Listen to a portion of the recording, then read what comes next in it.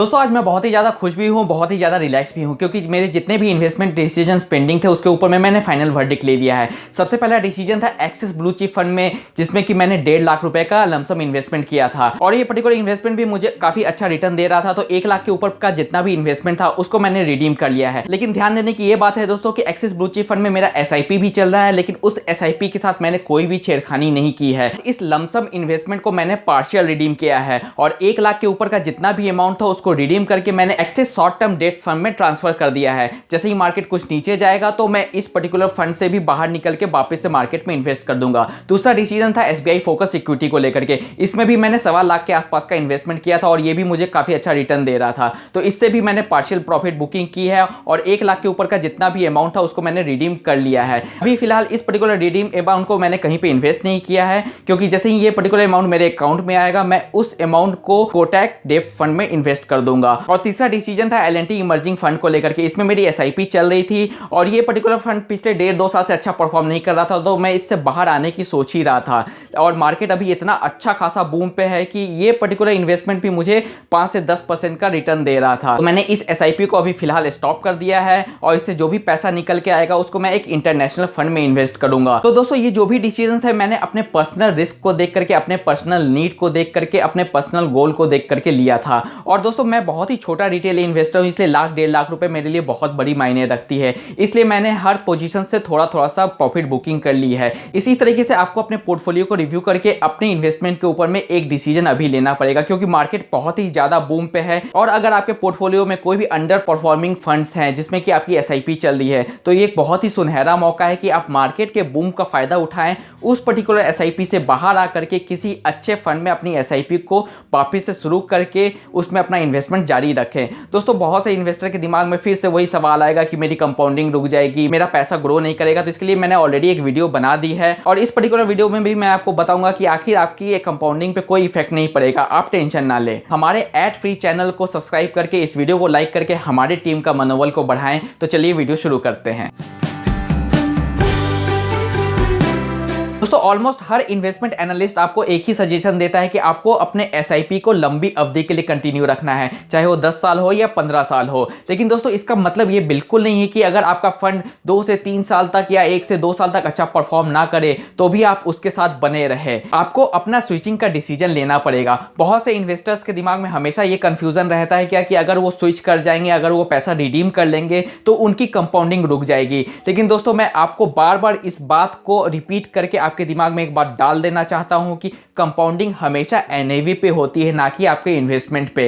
इसलिए इससे आप एक लॉजिकल डिसीजन पे निकल सकते हैं कि अगर उस particular under performing mutual fund की NAV सही से ग्रो नहीं कर रही है तो आपका पैसा कैसे ग्रो करेगा। अगर उसकी NAV के ऊपर में कंपाउंडिंग ग्रोथ नहीं दिख रही है तो आपके इन्वेस्टमेंट पे भी, चाहे आप 10 साल के लिए रह जाए, 15 साल के लिए इन्वेस्टमेंट रह जाए, आपके इन्वेस्टमेंट के ऊपर में कभी भी कंपाउंडिंग नहीं दिखेगी। इसलिए आपको अपने पोर्टफोलियो को हर 6 महीने या 1 साल में रिव्यू करना चाहिए और देखना चाहिए कि बाकी सारे कंपटीटर से आपका म्यूचुअल फंड कैसा परफॉर्म कर रहा है। और 1-1.5-2 साल के बाद में आपको एक फाइनल डिसीजन लेना है कि आपको अपने फंड के साथ में कंटिन्यू रखना है कि नहीं रखना है। जैसा कि दोस्तों मैंने अपने केस में बताया कि L&T इमर्जिंग फंड से मैं बाहर आ गया, लेकिन वहीं पे दोस्तों मेरे पास में और भी काफी अच्छे फंड्स है, जैसे कि एक्सिस ब्लू चिप फंड है, मीरा एसेट इमर्जिंग फंड है, पराग पार एक लॉन्ग टर्म इक्विटी फंड है, एक्सिस स्मॉल कैप फंड है। तो दोस्तों ये पर्टिकुलर फंड्स अभी बहुत अच्छा परफॉर्म कर रहे हैं और अगर ये फ्यूचर में भी अच्छा परफॉर्म करते रहेंगे तो मैं इसके साथ में 10 साल, 15 साल, 20 साल तक इन्वेस्टेड रहूंगा। और फ्यूचर में कभी इनका परफॉर्मेंस भी डाउनग्रेड हो जाए और सालों साल तक ये अपना अच्छा रिटर्न ना दे तो इससे भी मैं स्विच करने का डिसीजन ले लूंगा। और दोस्तों अभी बहुत ही सुनहरा मौका है कि आप अपने पोर्टफोलियो को रिव्यू करें,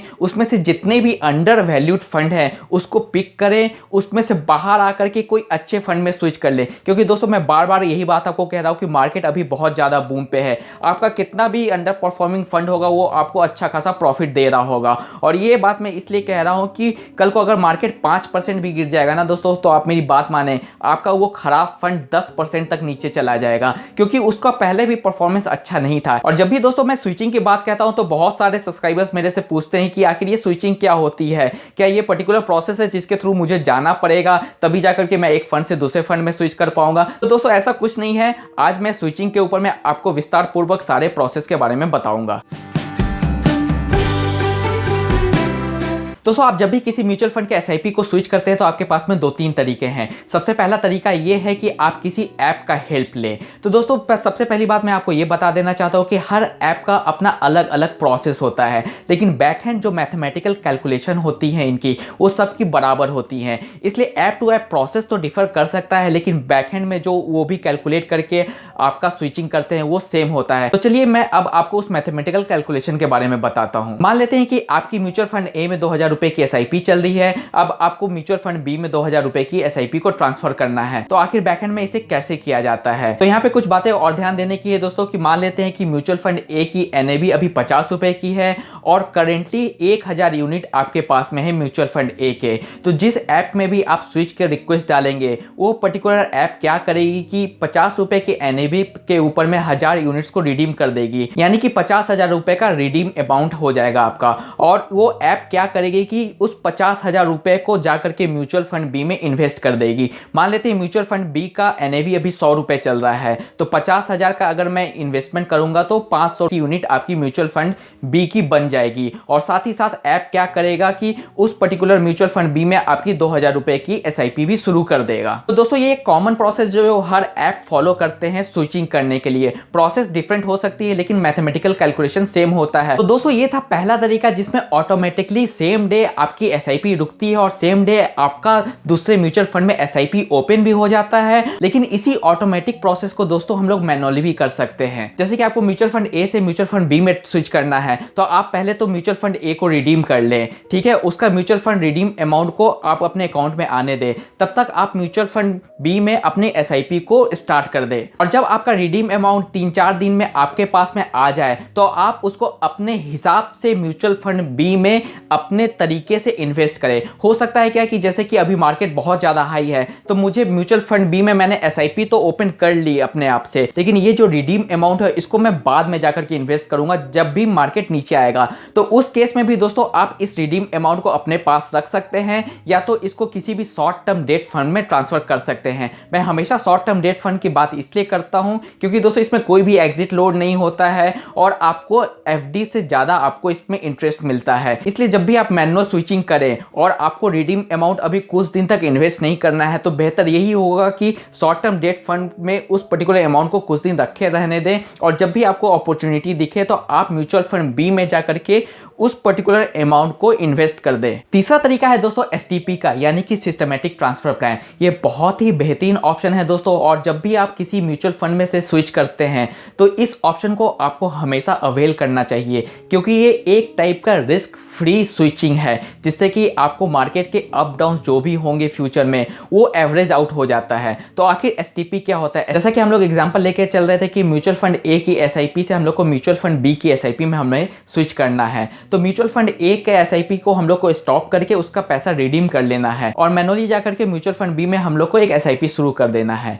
जब म्यूचुअल फंड ए का हमारे पास में रिडीम अमाउंट आ जाए, तो हमें म्यूचुअल फंड बी के एएमसी में जाना है, और एसटीपी ऑप्शन के जरिए आप इस अमाउंट को किसी भी लिक्विड फंड में पार्क कर सकते हैं। पार्क करने के बाद में आपको एक स्टैंडिंग इंस्ट्रक्शन देना है कि आप इस फंड को कितने महीने में और किस डेट को उस पर्टिकुलर एसआईपी में या उस पर्टिकुलर फंड में इन्वेस्ट कर सकते हैं। मान लेते हैं म्यूचुअल फंड ए से आपका 50,000 रुपए का रिडीम अमाउंट बना, तो आप म्यूचुअल फंड बी के एसटीपी ऑप्शन में जाकर के इस 50,000 रुपए को किसी भी लिक्विड फंड में जाकर डाल दोगे, और अपने हिसाब से आप उसको स्टैंडिंग इंस्ट्रक्शन दोगे। मान लेते हैं क्या कि मुझे इस 50,000 रुपए को अगले 5 महीने में इन्वेस्ट करना है हर 20 तारीख को, तो मैं एक इंस्ट्रक्शन दे दूंगा कि हर 20 तारीख को 10-10 हजार रुपए इस पर्टिकुलर लिक्विड फंड से निकाल करके उस पर्टिकुलर फंड में आप डाल दो।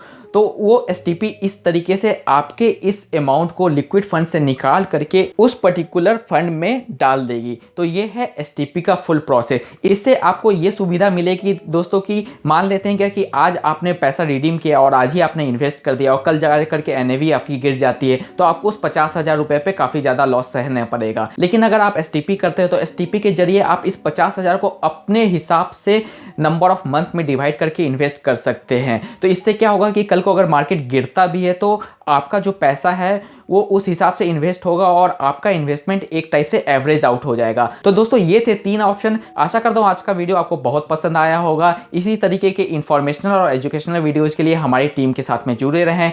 तब तक के लिए दोस्तों खुश रहें, स्वस्थ रहें एंड कीप इन्वेस्टिंग। जय हिंद।